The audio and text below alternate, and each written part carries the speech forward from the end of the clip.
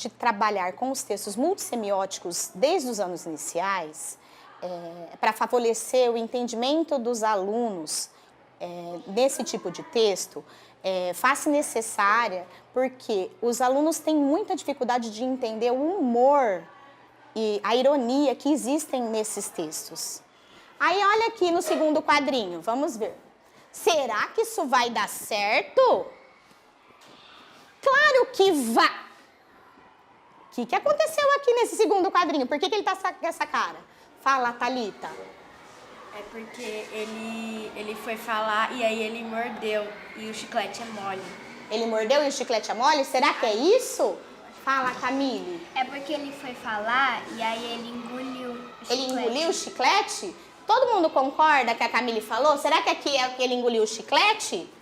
A escola sempre privilegiou o letramento impresso, as letras, as palavras.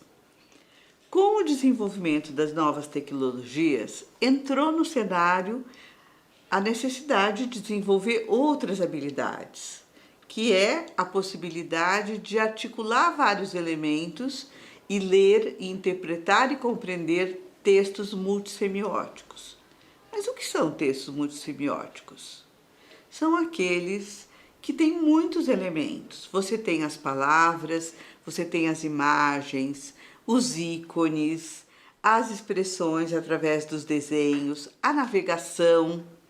Então, estamos para desenvolver essa habilidade.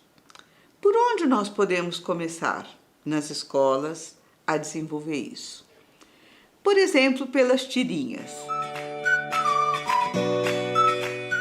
Na escolha das tirinhas, eu procuro pensar em situações que os alunos vivenciam do cotidiano deles, então que tenham informações implícitas e explícitas para que os alunos consigam, a partir da leitura da imagem e das palavras do texto que está escrito, fazer o entendimento. Para isso, eu preciso trazer o contexto de produção, que é o autor, o gênero, que é a tirinha, quem são os personagens que vão estar nessa tirinha. Então, eu penso em perguntas que vão fazer com que os alunos consigam compreender tanto as questões que estão explícitas no texto, no caso, o que está escrito, quanto fazer relação entre a imagem e esse escrito, para que eles possam dar sentido ao que eles estão lendo.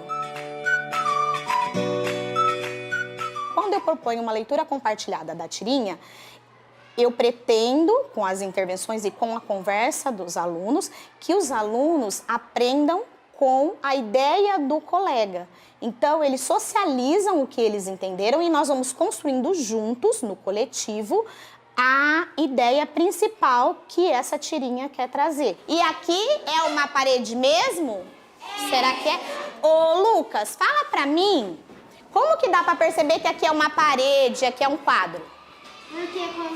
Porque tem o quadro ali e também tem uns riscos no chão, parecendo que é piso. Ah, isso daqui, ó, parece o rodapé do piso, o Lucas está trazendo. Vocês concordam com o que o Lucas está dizendo? Sim. Sim? Então, eu planejo primeiro o agrupamento produtivo. Quem é o aluno que tem uma leitura mais proficiente, uma leitura mais fluente, com um aluno que tem um pouco mais de dificuldade ainda nessa leitura. E esse aluno, mesmo com dificuldade, a partir da ajuda do colega, eles conseguem ampliar o seu conhecimento sobre esse tipo de texto. E também o professor eu consigo acompanhar nas duplas um pouco mais sistematicamente. Então, eu indo nas duplas, eu consigo fazer algumas intervenções, como eu faço lá no coletivo, mais pontuais. Aqui está escrito, e depois do jantar, é hora de Bob Esponja.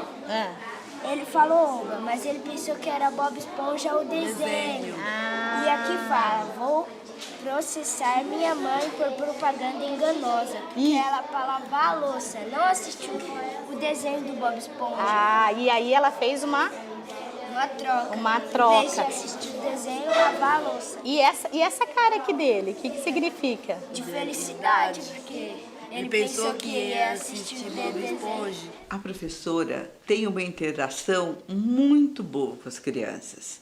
Ela promove um trabalho em dupla, entendendo que o trabalho coletivo, a construção coletiva, antecede a construção individual. Ela leva em conta o conhecimento prévio. Ela questiona as interpretações, as compreensões das crianças, comparando diferentes interpretações e ajudando as crianças a reconsiderar o que pensavam antes. Quando a gente volta para o coletivo e eles socializam o que a dupla pensou, a gente consegue ampliar o entendimento dessa tirinha para todos os alunos. E com isso, eles avançam no entendimento desse tipo de texto. E por que está escrito bem grande, diferente dos outros balões que não estão tão... As letras estão escritas menores, assim, e não está em negrito. Por que escreve assim? Para mostrar o quê? Que eu acho que ele falou alto. Ele falou alto, né? E como que dá para perceber que ele está feliz? Que ponto tem aí que dá para perceber que ele está feliz? Como chama esse ponto que tem aí? Ponto de exclamação. A partir das informações que eu tenho e do retorno dos alunos a partir dessa atividade, eu consigo validar ou não o meu planejamento. E aí eu valido algumas informações, algumas questões que eu pensei, e aí eu posso dizer, isso já está garantido para o meu aluno, ou não, eu preciso retomar algumas coisas que não ficaram muito claras para que eles consigam avançar nesse conhecimento, na compreensão leitora desse tipo de texto. O trabalho das tirinhas é muito importante, porque ele colabora para as crianças construírem a habilidade desse olhar articulador. Muito bem, mas é preciso ir além. Este olhar articulador pode ser desenvolvido através de muitos recursos.